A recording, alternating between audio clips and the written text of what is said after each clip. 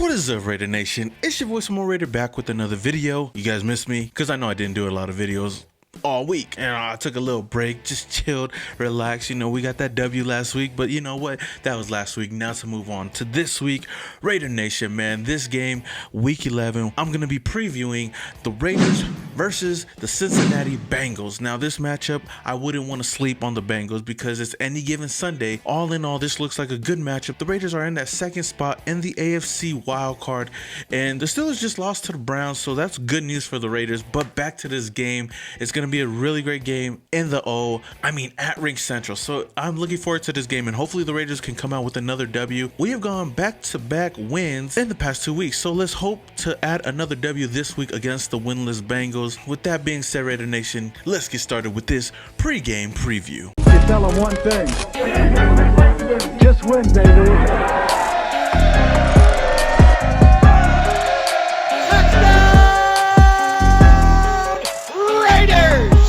Now last week on Thursday Night Football, the Raiders came out with a W against the Chargers. Now sitting at 5-4 in the wildcard spot, the Raiders look to add another W against a Bengals team that's still looking to get in the win column. Everything has been looking good for the Raiders from the offense under Derek Carr, and with the defense only improving week by week, this game looks to be an easy win for the Raiders. The rookie Ryan Finley will be under center and will have his weapons in Mixon and Boyd, but if the Raiders can play the same way as they did defensively last Thursday, then they will be in great position to win. Even without safety Carl Joseph and possibly Joyner, the Raiders will have to look to their new acquisitions on defense to step in and make plays. But I wouldn't want to count out the Bengals just yet. It's any given Sunday, and I wouldn't want the Raiders to overlook this matchup. We have to look at this game just like any other game and just win by any means.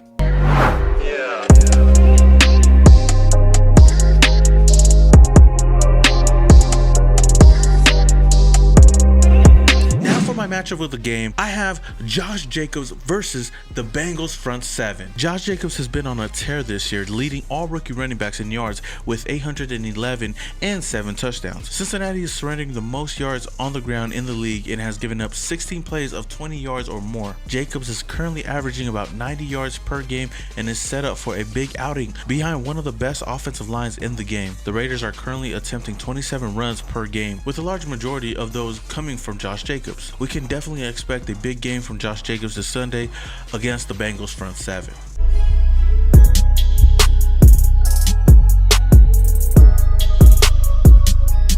Now for my 3 storylines of the game.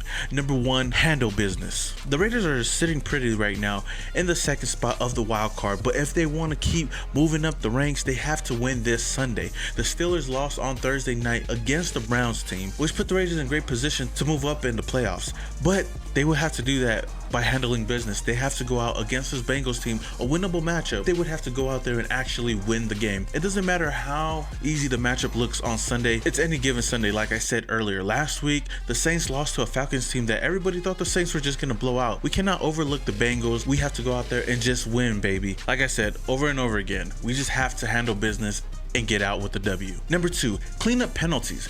Now the past couple of weeks, the Raiders, I do not know what is going on. There's so many penalties every single game, and I'm gonna keep putting this in my storylines because we have to clean it up. A lot of these games we should be blowing out or even scoring more touchdowns than we already do. And last game we had a crazy amount of penalties on the field, and large part due to the referees probably just hating the Raiders, like I say over and over again in every single video.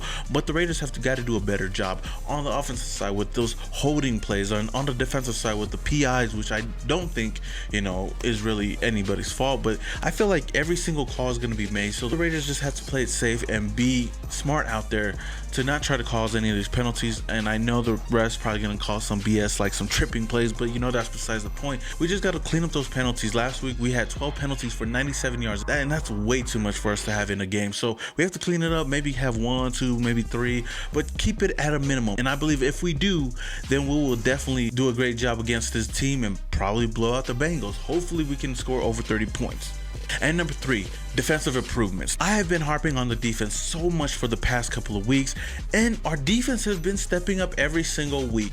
Last week we had a great game against the LA Chargers, having 5 sacks, 3 interceptions, and 1 taken back for a touchdown, which is great. And we had a lot of pressure on Phillip Rivers, and if we do want to win this game and put our offense in great positions to score the ball, we have to put a lot of pressure on that rookie Ryan Finley from the Bengals. We have to put a lot of pressure on him and cause some turnovers leads to points. If we can do what we do on a weekly basis and our defense step up like they did last week, this is gonna look like a great game. Now we do have 2 new players on this defensive side, bringing in DJ Swearinger and Deion Jordan, which I think are good acquisitions for this team. Hopefully we can go out there and ball out on the defensive side and maybe get a lot of turnovers or maybe get some touchdowns, who knows. So those are my 3 storylines to the game.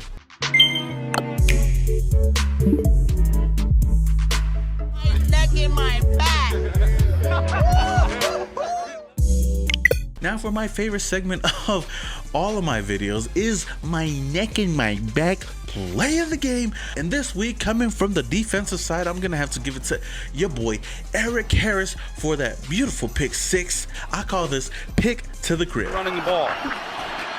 On first down, here's another pick. And that's Harris again.